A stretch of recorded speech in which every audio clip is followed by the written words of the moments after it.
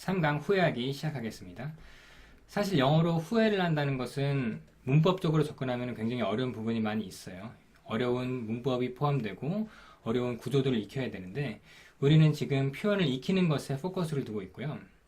사실 우리가 말을 할 때는 문법을 생각하면서 말하는 것이 아니라 우리 머릿속에 익숙한 표현들을 활용해서 말을 하는 것이기 때문에 오늘 강의를 잘 따라오시고 표현들을 계속해서 반복적으로 연습만 하시면은 여러분이 영어로 후회를 하시는데 전혀 문제가 없을 것입니다.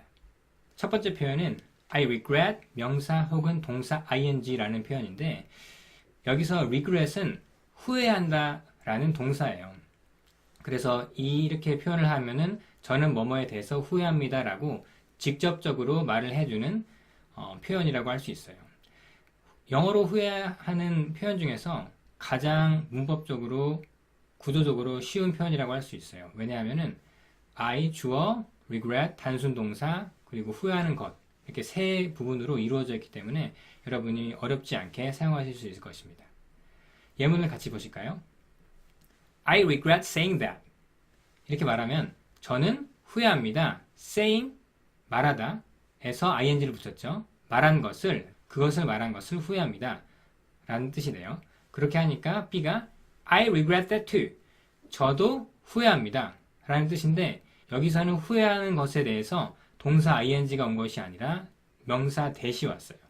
that은 대명사죠. 그래서 이렇게 간단하게 쓸 수 있는 표현이 있다는 것을 알아두시고 반복적으로 연습해서 실생활에서도 써보시기 바랍니다. 두 번째 표현은 I should have 동사 ed 혹은 과거분사인데요. 이 표현에 대해서는 두 가지 포인트를 알아두셔야 돼요.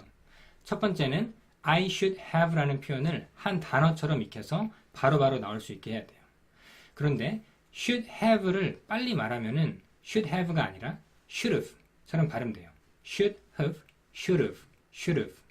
그래서 원어민들이 후회를 할 때 should have라고 발음하지 않고 should have라고 발음하는 것을 많이 볼 수 있어요. 그래서 여러분도 이 표현을 연습할 때 should have라고 하지 마시고 should have라고 하면 조금 더 자연스럽게 발음이 될 것입니다. 두 번째 포인트는 과거분사라는 거예요. 과거분사가 도대체 무엇이냐? 과거분사는 동사의 하나의 형태인데요. 우리나라에서도 예를 들어서 가다라는 동사가 있잖아요. 그런데 이 가다라는 동사가 갔다, 간, 갈, 갔던 이렇게 여러 가지 형태로 바뀌죠. 영어에서도 동사가 그렇게 바뀔 수 있어요. 그 중에 하나가 과거분사이고 과거분사의 형태는 동사에다가 ed를 붙여주면 돼요. 예를 들어서 study라는 동사가 있어요. 공부하다라는 동사인데 study에다가 ed를 붙여주면은 공부했던 이라는 과거분사가 돼요. 이렇게 과거분사를 I should have 뒤에 붙여주시면 영어로 후회하는 표현이 됩니다. 그런데 여기서 주의할 점은 모든 동사들이 ed를 붙이면 과거분사가 되는 것이 아니라는 거예요. 어떤 동사들은 불규칙해서 ed를 붙이는 것이 아니라 전혀 이러한 규칙에 상관없이 바뀔 수 있어요.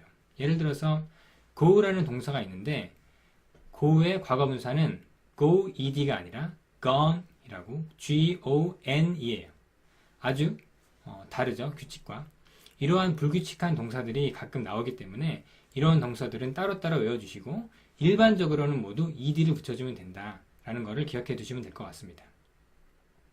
같이 예문을 보실까요? I should play soccer. 자, 제가 방금 어떻게 읽었죠? I should have가 아니라 I should have. should have로 읽었죠? 그리고 played soccer. play soccer이라고 하시면 축구를 하다니까 played ed를 붙여서 과거분사를 만들고 soccer 하니까 축구를 했어야 했는데 라는 뜻이 됐습니다. 그러니까 B가 I don't think so. 나는 그렇게 생각 안 해. 너가 축구를 안 했어도 됐어. 네, 이렇게 농담식으로 얘기를 했는데 중요한 것은 should have를 말할 때 짧게 해서 should have로 발음하신다는 것, 그리고 과거분사를 만들 때는 동사에다가 ed를 붙이거나 불규칙한 경우에는 따로따로 외워주시면 된다는 것 기억해 두시면 될 것 같습니다. 세 번째 표현은 I shouldn't have 동사 ed 혹은 과거분사인데요. 이 표현은 두 번째 표현의 부정형이라고 생각하시면 돼요. 두 번째 표현은 뭐뭐 했어야 했는데 라는 뜻이라면 이 표현은 뭐뭐 하지 말았어야 됐는데 라는 뜻이 됩니다. 그래서 should 다음에 not만 붙이면은 이 표현이 되는 거예요.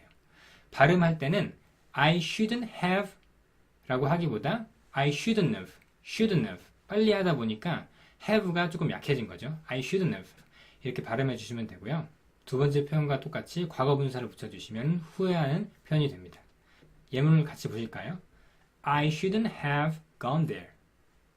거기 가지 말았어야 되는데 라는 뜻이 돼요. 조금 빨리 말하면 I shouldn't have gone there. shouldn't have gone there.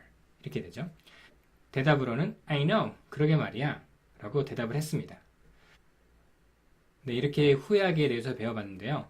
조금 어려워 보이지만 연습을 계속 하시면은 나중에는 쉬워져서 영어로 후회하시는데 전혀 문제가 없을 것입니다. 다음 시간에는 영어로 예상하기에 대해서 배워보도록 하겠습니다.